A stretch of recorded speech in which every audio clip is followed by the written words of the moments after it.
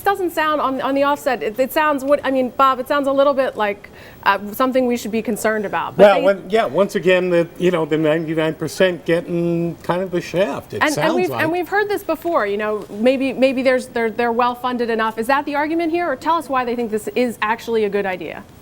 Well, pension funds are saying that they have an unusual challenge right now because interest rates are so low, which is something that the Federal Reserve and policymakers have wanted to see to help spur investment and spending broadly. But it is sort of a unique challenge for pension funds because they have a thing called a discount rate that they use to figure out how much their assets are going to grow and if it's going to be enough to pay out retirees what they've promised them. And that discount rate is based on long-term interest rates on corporate bonds. Right now, those are really low, so companies are dealing with a smaller discount rate, which means they have to put aside more money. And companies are saying, we're actually putting aside too much money because the rates are so low. This isn't what we're going to need in 50 years when these workers retire. So they're arguing we really do need to look at interest rates over a broader time, not just the past 2 years, to make sure we're putting in the right amount. Well, and Christina, is that argument valid? I mean, what is the rate of underfundment of pension plans right now? I don't know the whole industry, but it is certainly something that has popped up pretty often. The companies with defined benefit pensions have argued for and successfully gotten relief numerous times over the past decade, and they're not all at healthy levels of funding, but some are. I think a lot of people in Washington agree that interest rates are so low, and this may be sort of an unfair or an unintended consequence for the pension funds. It's something that Federal Reserve Chairman Ben Bernanke said at a hearing last week that he has been talking to pension companies about.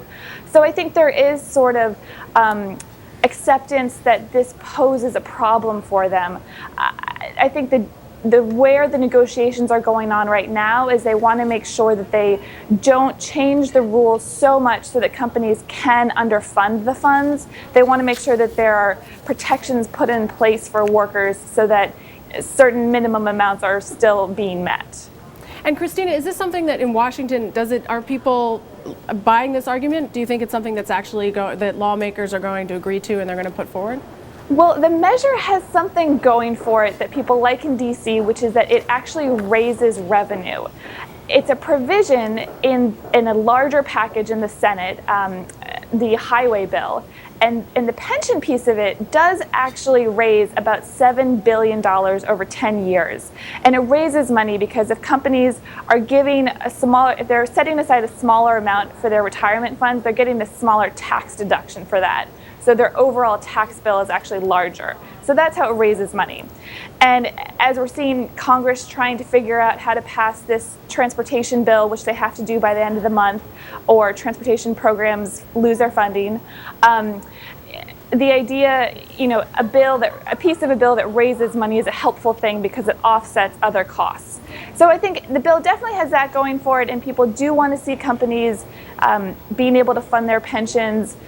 But it's hard to tell in Congress right now. The House hasn't really agreed to what its transportation bill is going to look like, so the prospects of this provision are still a little murky. Got it. And what's a pension? I don't even know what right, it's not exactly something everybody has anymore. But thank you so much, Christina Peterson, for joining us.